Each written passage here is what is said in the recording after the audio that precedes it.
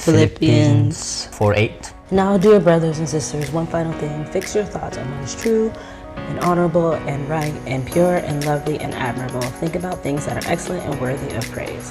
Keep putting into practice all you learn and receive from me, everything heard from me and saw me doing. Then the God of peace will be with you.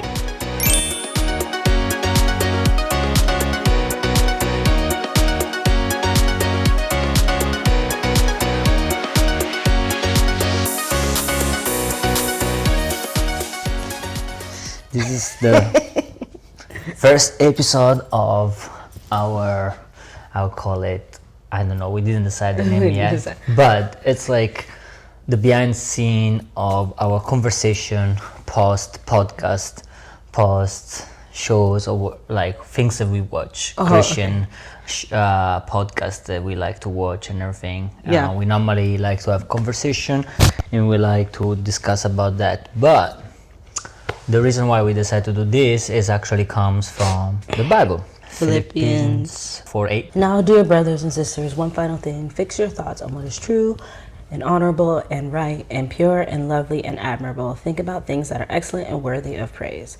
Keep putting into practice all you learn and receive from me, everything heard from me and saw me doing. Then the God of peace will be with you. Yep. And with that, we were thinking like, why we don't trying to share like some of the things we think like was really good from this podcast, was really honorable, was really worth of praise, so we would like to share that. That's also came to the fact that majority every time we watch a podcast YouTube right away send us option to watch like people that they do like kind of like commenting. Others always reacting. People reacting basically criticizing everything about the podcast. Majority are criticizing. Kind of crazy how big it's become inside the Christian world. Like we're supposed to be united, but we actually make majority of our money, a majority of our success on criticizing other Christian people work. And again, it's true and we are not making things perfect, but that's part of the Christian walk. We are not perfect. That's why Jesus came. Even with Jesus in our heart and everything, we're not doing things perfect. And that verse, specifically Philippians 4:8, specify Paul is telling us to put our focus and our thoughts on things that are worthy to be praised. Things that are good, they're true, and that's why we wanted to. Was mostly me decided, but then I came to my wife. Like I want to do this podcast. But I wanted her because that's the person I normally have discussion about that, and I didn't want to do this by myself, just be the one speaking to the camera. But I wanted more to have a conversation, because that's what I normally we do. We have a conversation. There are a few podcasts we watched last week and this week, and one podcast that I really liked there were actually two now that come to my mind, but one we spoke before was the Den of Kings. Oh yes, that was nice. Franklin. That they already have 4 episodes. But you can go in his YouTube channel and find. I started with episode 4. That's the first one. Was about mental health. And I forgot who they were in the panel. It's Kurt Franklin's kind of like podcast, but it's like almost seems like a recording of a conversation. But it was Kurt Franklin, and then he had Jonathan Majors, Kev on stage. I think his real name is Kevin Fredericks. NLE Choppa, Ray J, and you can get it's like I think the guy's like ex-football, like a retired football player. So I'm not an expert at football, so I would have to look up his name. But you can continue what you're saying, and then I can find his name. Anyway, with that the topic was mental health, and I like really that they had like different ages of people there, and with people that went through different things, and obviously like it was interesting to see like how experience works different. I know some people criticize that specific episode because obviously there was like a younger person that was an NLT or NLE.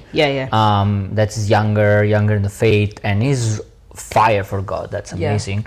But like some of the things probably that he was saying felt like knowing all.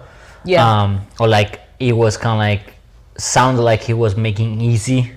The problem was like trying to kind of almost seemed like he was like, well, you've been through this a little bit. He was kind of like, I get it, you've been through this, that's hard, but I've also been through this. So kind of like I mean, it's something as you grow and you get older, sometimes you learn that you don't need to necessarily put what you've been through out there to kind of like, there's a way to do it that where you're giving a comparison to say like, oh, I sympathize with you. And there's a way that it can come across as like, well, what you went through is not that bad because I went through something worse. Exactly.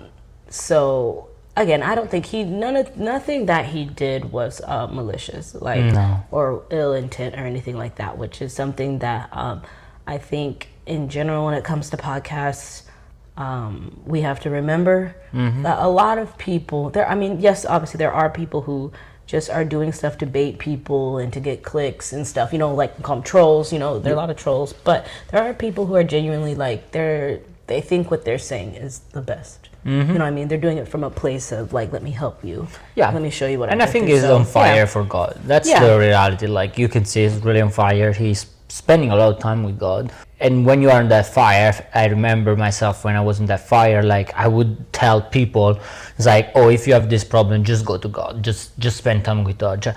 And there is that and that's definitely true. Do that. Definitely do that. But like sometimes the problems are so overwhelming that just spending time with God is not enough. That's why God created the church. That's why God created the community. It's because like he was specified like, yes, I solve your problem, but it works better if you go in this place and you sit with these people and some of the people sitting at that table, that's what they were sharing, you know, like they say like how they had to go through, they need help, they need therapy. And that's connects actually to another podcast, I forgot the name, where Mike Todd was in it, something.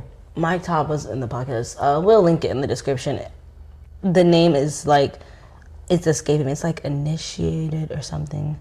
I can't think of it right now.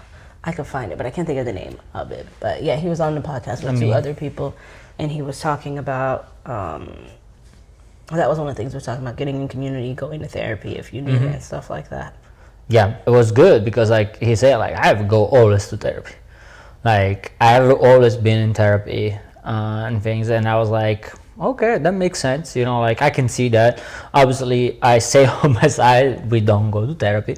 But I hardly initiated. That was hardly initiated. Yeah. But at the same time, I see the power into therapy because we did some of counseling before we got married. Yeah. And we always are open to discuss with other people what they're doing. And actually, the reason why we watch a lot of this podcast and everything with open eyes, like not trying to, even if a person might not exactly see the Bible as we see. We listen to some of their podcasts or things because they might know something better regarding marriage, or they might be better regarding business, something. Children, For that reason, I'm still want to listen. At the end of the day, you can filter yourself. I believe we're old enough to filter what we can take, what or not. But and one of the most important things is that not just filtering it through your preferences, but also filtering through the Bible. Filtering it through God's word. That's super important. Or else, if you don't have a standard for what you're filtering it from, you're just filtering it from your emotions, then it can get really just like complicated, and that's how you end up with all kinds of strange theories sometimes. That's true. And that's the thing. It's like I really love how Mike Todd because some of the questions that were given to him, they were a bit harder. Like, I mean, it could easily trigger some people, like, to respond a certain way. I mean, one of the questions was literally regarding his leader, like one of his senior pastor, Charles, that just about like how he dressed and everything, seeing more feminine and everything. I never thought that, but that's one part that I know. Well, he cannot think about Mike Todd because Mike Todd grew up in US, but as me growing up in Europe, mostly in Italy or like Spain, Greece, this type of like places, we are, even if you go in Africa, it's the same thing, like a lot of country in Africa, we are more open to colors. Like colors doesn't always mean sexuality, it's not connected to sexual. Like here we are like, oh, you dress pink, you must be. Or like if men are more that. fashionable, then one of the stereotypes is to think that that they might be gay or something just because a man dresses more Or like takes care of himself more, because good like hygiene. yeah, like for example, like in Europe, you come in Italy, like you go to spa and everything, like you sometimes find more guys than most girls like waxing their legs and being things. And no offense, like a lot of women prefer Italian guys at the end of the day because we take care. But I don't want to create any I won't get any fight. But saying that, for us in Italy, growing up, for me, seeing someone wearing pink, or like seeing someone like doing their eyebrows or waxing their body, it never felt like, oh, this person is not a guy, like is homosexual. It's not how your like definition of like how people try to define like being masculine or something like that. Exactly. There was more like you had to purposely like either say that you are gay, or like sometimes they would change a bit the voice, like, sounds more feminine, then you're like, okay, probably he likes guys. But like if it was just for the color, or like just because they take care of themselves more and everything, it was not. I mean, also there is the quantity color, but just that's to saying that it's kind of as a culture change also things, like for me, I never thought, like when I saw Charles, I was just thinking like, oh, that's an interesting way to dress, interesting fashion, but I never really thought about like connection, apart because I know he has kids, he's married. Like I heard him, like he does great sermons. Well, they weren't just saying like questioning sexuality, they were like, oh, is he like showing a good example of like what it means to be like a godly man. Mm-hmm. That was more what they were trying to play at. And then he had a great response, going back to kind of like what we were saying earlier, like it was good because he was saying how like one, you have to judge people by their fruit, and two, do you give people any grace for like mistakes or errors? And so he's like, and one of his points is like, okay, have you seen him dressed like that since then? He was like, no. He's like, okay, so maybe he was like, okay, he tried something out fashion-wise and was like, this isn't it. And then he moved on, something else. And so we like to judge people based off one point in time. And again, obviously, if it's something crazy, that's not good. But at the same time, we can't hold people to that for the rest of their lives. Like people can grow, people can change. And again, like another really important thing is like the fruit of what he's been doing also is so important to remember. And just in general, when it comes to people to, just because their fashion taste might not be what we like, or the way that they talk might not be our style and things like that, it doesn't mean that they're not godly. Like that's, I think, one of the biggest things that we have to be careful, because it's easy to say that people aren't following God's purpose, aren't following God's call just because we don't like if it's like a present, we don't like the wrapping. You know what I mean? And that's a very slippery slope, just because like I see more and more how people disqualify people and call them false prophets or whatever. The reasons that they give are not biblical. Like, oh, I don't like the way he dresses. And they're like, oh, his dress is too flashy. And I'm like, when you see the person, you're like, okay, is it too flashy or is it just colorful? And you don't like that. And so, again, that just, he doesn't have to be your cup of tea, or anybody. They don't have to be your cup of tea, but it's important not to get too focused on those kind of things, and to everything we do isn't perfect, and we want people to give us grace, so we need to make sure we have grace for other people. So but that was a good point he was making. Was there another thing about the Den of Kings podcast that you liked? That was that where I remember, like, what really stand out to me. I mean, it was an hour, there was a lot of different discussion, but like I think really stand out to me the fact that, like, I mean, obviously I didn't know that Kirk Franklin had not a good relationship with his son, and all the things happened behind. And the other thing with his dad, that he found out so late that his dad was living like just like 10 minutes away, and that's just crazy. And also that like shows the reason why also he had a hard time to be a dad. It's like people don't understand. It's like I'm not totally like excuse him to not be a good dad, because obviously we have to take our own fault. You know what I mean? It's like we cannot put the fault on the past people. They have done something wrong, but we have the opportunity to change. But at the same time, that should never become like condemnation. You know, like it's like sin. Like when God explained in the Bible with the New Testament, it's like, okay, we need to recognize the sin, but we cannot we cannot condemn ourselves to the sin, because grace is so abundant that like wash out the condemnation.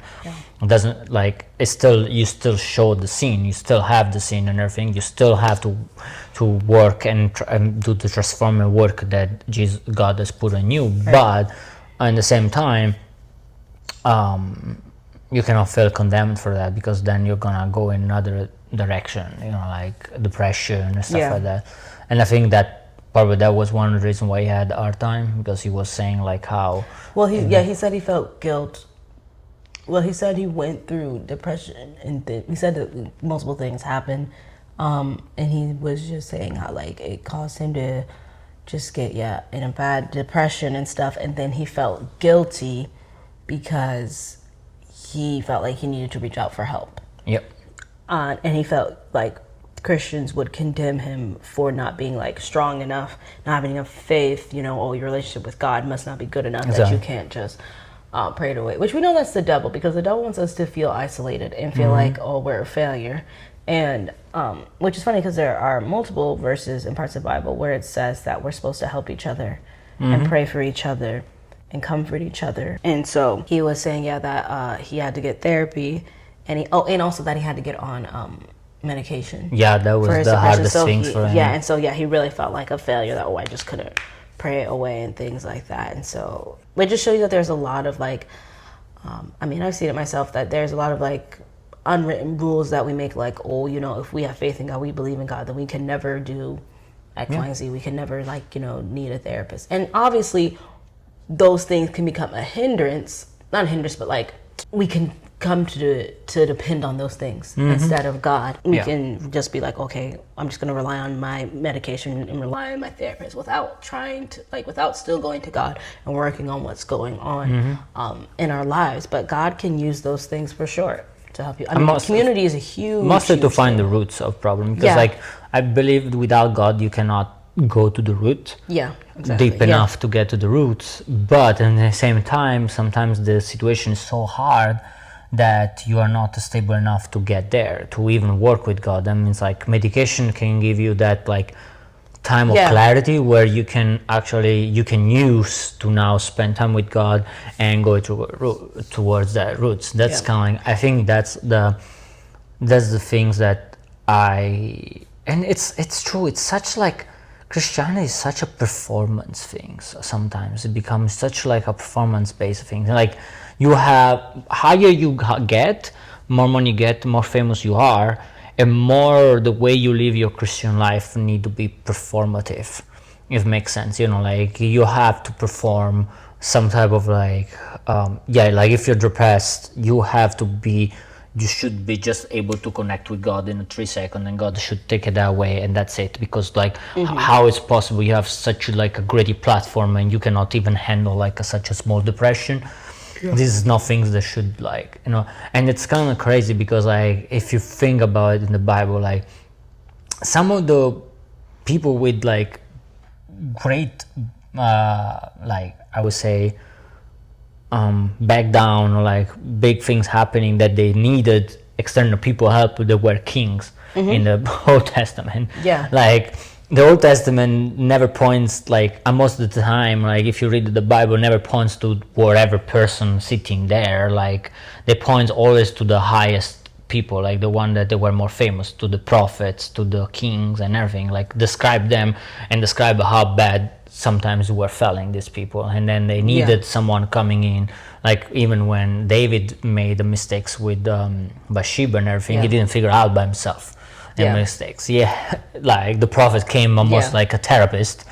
Well, I mean, I did therapy on him, like, hey bro, did you figure out that actually? And that's other things, like we accept that we go to YouTube to listen to prophet, we go to YouTube to look at prophets, you know, like we want to go to people to listen to prophet, but then like we never think like maybe a therapist can be prophetic, because the gift of be prophetic, it's a gift that now everyone can access. Yeah. After with Jesus, Yeah. that means like going to therapy. Like if you go to someone that's Christian and everything, could be that God, because He's in a better position than you, could give the word that of making examine things that can open you, can break off like that. We know chain. the Bible talks about seeking wise counsel. Also, yeah, that's true. And so therapy is a form of wise counsel. Exactly.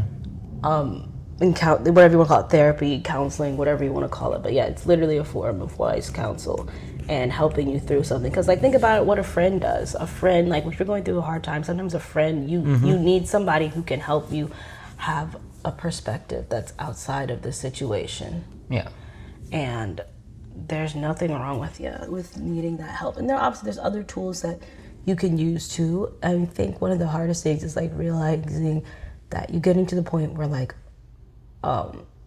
where you're like, okay, I need to get help, but also being like, I can't do this. And it's important to get to the point like, God, I can't do this. Like, God, I need your help. I need you to help me get through this and go have the humility to be able to go to therapy and stuff like that. So yeah, that was a really good overall theme. I thought in that one too.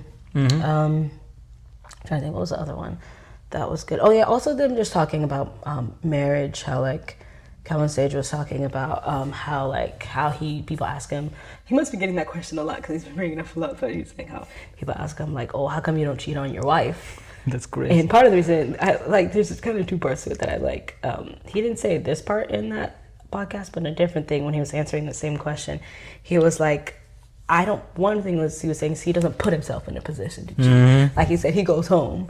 He said after his shows, he's not, going hanging out with other women, all that stuff. He says he calls his wife. He's like, when I'm away on the road, I call my wife. I go to bed. I call my wife before I go to bed. And so I like how he's like, I set myself up for success, but also he's like, what me and my wife have been through, like, he's like, I'm not gonna get that from somebody else. We've been through too much together. We've gone through so much together. It's like you're starting over with somebody who you don't have that like relationship equity. You know what I mean? Like that you've been through the things that you've been through, what you've built together. Yep.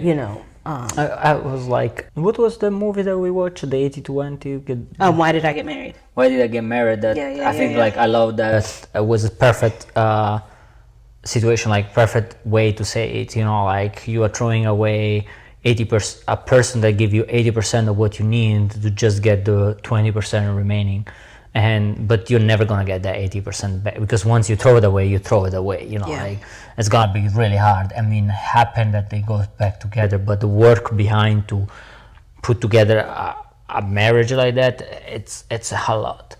Once you have broken, that's the main thing. Is like, that's the truth. It's like you have spent so many years building this connection, this 80%, but then like there is that 20%.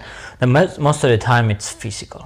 Yep. That 20% left 20%, at least on the men's side. And on the woman's side, it can be more feeling sometimes. Like they want to be more like fulfilled, some type of like emotion that is not fulfilled by because maybe the man doesn't listen enough, or find someone that but it can also be continue. It can be also physical, but like what I'm saying, it can all be also a lot of times. Sometimes if your marriage is going through a rocky time, that person could be like giving you the praise or the comfort, or the respect or something that you feel like you're not getting at home. Same thing, women could be giving you comfort or like that you feel valuable, And then I mean, both of them are respect is also a way that you feel valuable. So that person, whoever they are outside, could be like sort of filling a need that at the time you're not feel like you're getting from your spouse. So that's and it's. I would say for men, majority of the time, the one I hear, at least now, it mostly comes down to really body. I mean, there is I would say maybe the root is that there is some like disconnection with the wife, but a lot of time is like there's multiple reasons why people they're burnout things, and then they see that 20% that it's missing in their wife. That can be like better body, bigger something, stuff like that, and they're like, it's it, like let me jump on that. Yeah. But then, I mean, the majority of the time I feel like, and that's the reason why the percentage of people that remain married and the second marriage is even lower than first marriages, because like you have, most of the time you have left that 80%. It's not always, we don't want to generalize. Oh no, we are just saying that like the majority happen because of that. And marriage is a work, it's work in progress, like it's we have been married for 3 years, almost 3 years in December, and yeah, there's work to be done daily. I mean, there are things that we don't love about what the other person does right away. And honestly, I look at my parents, they're old, much older, right? They've been almost 40 years together, 30 plus, and you look at them and you're like, they still like sometimes get on each other, nerve, they still come into each other, but they're still together. It's a choice, and they come down to that, like if there is no cheating in between, it's because they came down to the point where they're like, for example, when I speak with mom, she's like, I don't have the energy or the mind or anything to leave, like like to start something from zero just for having a nice good moment with a person, because like she knows, she said like, you're never gonna find a person that is perfect, that's 100% match you. It's not gonna happen. You're just gonna move from this type of situation to this type of situation. You're gonna have a few good months, maybe of like heavy whatever sex or stuff like that, and you're gonna have few months of really good, and then like it's gonna go down to the same situation where you have to work hard to keep these things together because he doesn't have like everything together. And obviously, we're talking about marriages that are healthy to begin with. Yes. That has, like, I'm not.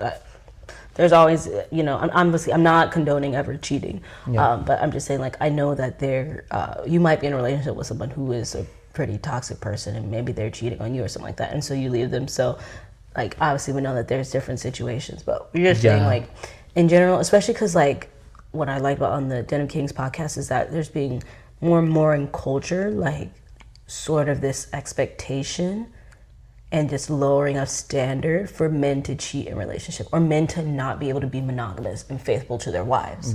It's being really pushed a lot, like, oh, this is just how men are wired, they have to have multiple partners, blah blah blah, all this stuff, because if I spend time with this girl at work, how can you not expect me to cheat, and all these like type of things. And but so then I love, just refreshing to see men, not just women, men standing up and saying, like, I'm not going to cheat on my wife because I value the relationship I have with my wife. And I like how they compared it to like having a glass of wine versus like some grape juice. And he's like, I'm not giving up this wonderful wine for like some grape juice. And he's like, grape juice is okay, but it's like, he's like, it's not worth it. And I think that's such an important thing to think about, honestly, with anything, but for women too. I mean, you think about you can think about how, like, my husband isn't doing, I don't know, whatever, he's not valuing me or something right now, but like you said, am I really going to give up all that we've been through? And you really think we can't work through what the problem is? And so I just really like how they're putting the value on marriage, and that marriage can work, because it's so sad. I mean, it's so sad how much we see so many people getting divorced and things like that. And not just getting divorced, but like people don't see marriage as something good or like something that's important. Like it's just very much like whatever. I mean, and part of it is like it doesn't seem as valuable because people are cheating so much, because there's so many bad things that are happening in marriage. So it's just nice when you see people who are like, hey, me and my wife, we've been through a lot, but we're still together. And the relationship, the intimacy that we have, because we've worked through things, we've been vulnerable with each other, and we are now growing. It's really beautiful to see. It's just really refreshing, I think, to see. Oh yeah, no, 100%. That's while you were saying that, I was thinking, what you like? People knows me. I love steaks, right? Like I think it's one of my traits. Like a lot of men love the steaks also. But I always think, like the best steaks, like the one that's like are the best one are the dry aged.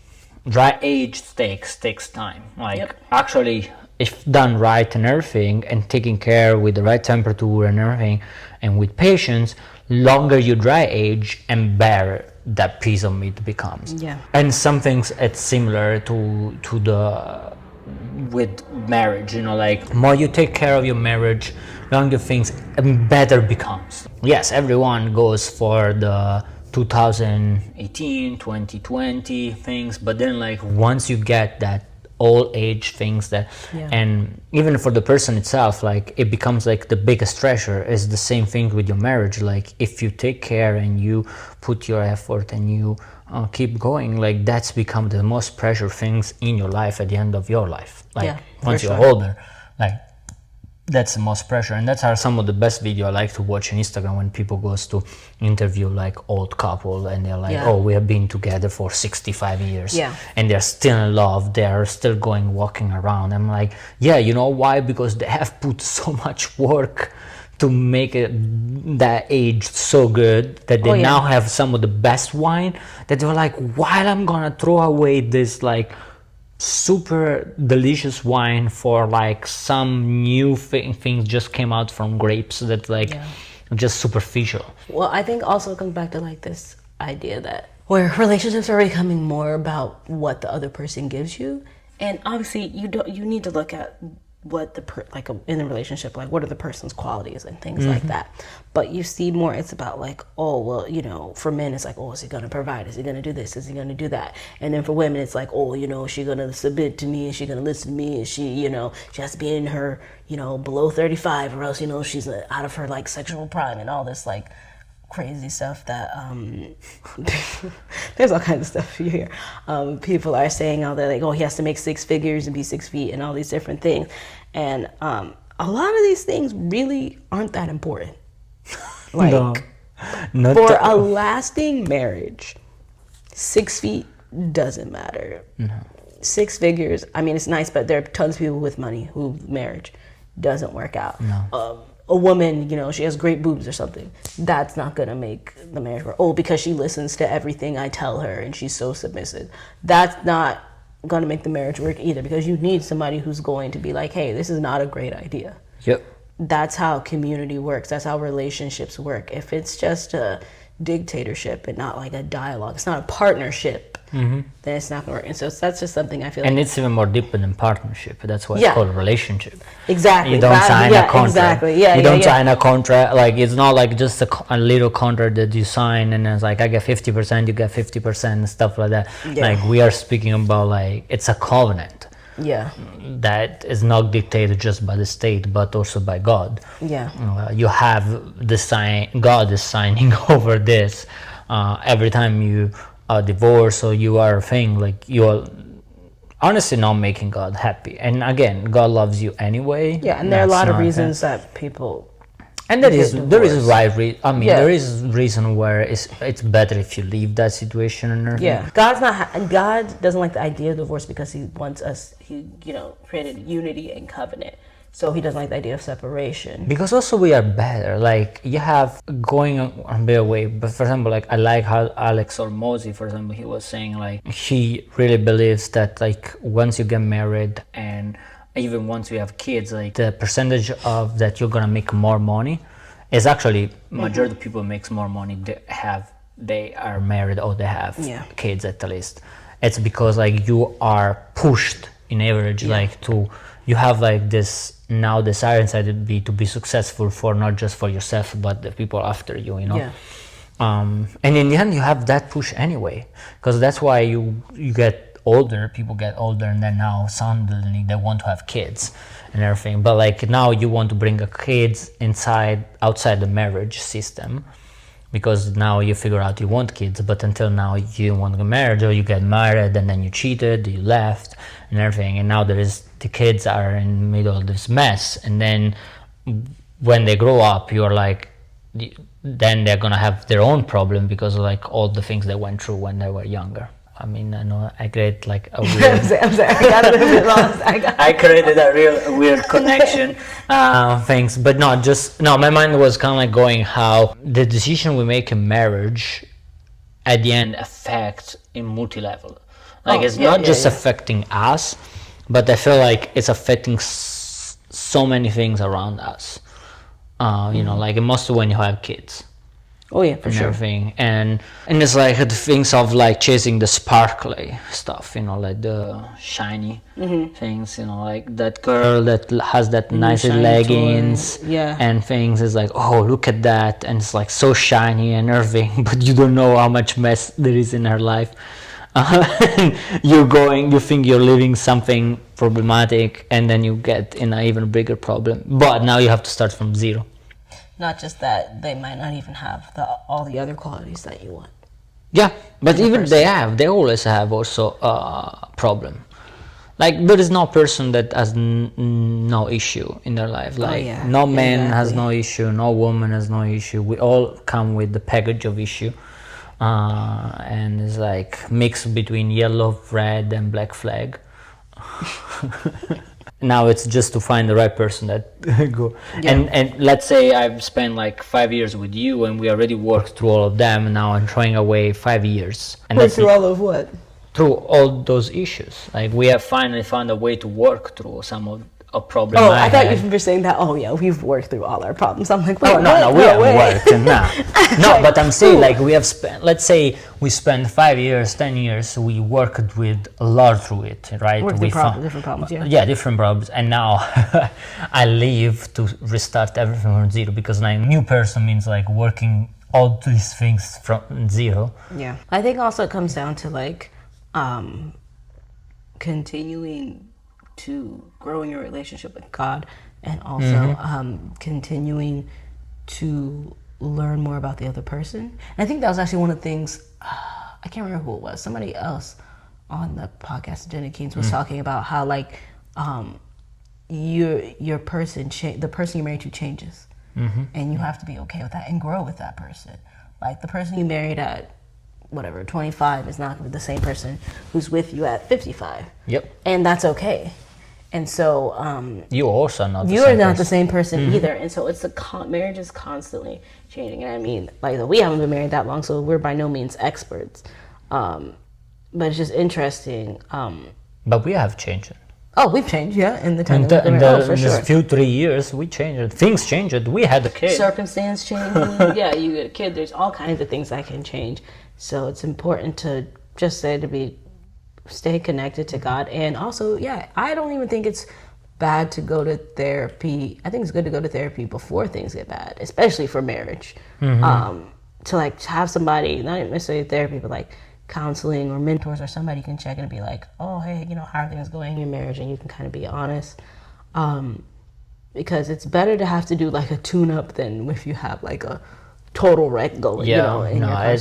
It's better to, like you were saying, like to get the oil change or making the brake change on the car or exactly. Before you have like everything breaking down, the accident, and then like the cost is much higher. 100%. Like if you're deciding to get married, you should totally 100%. There is no case where like I would say you don't have to go to doing counseling. I was saying even marriage when you're married, I think. No, I'm just saying idea. Like this is like before, because some people haven't done. And if you haven't done before getting married, I think you should at least do at least 1-2 times.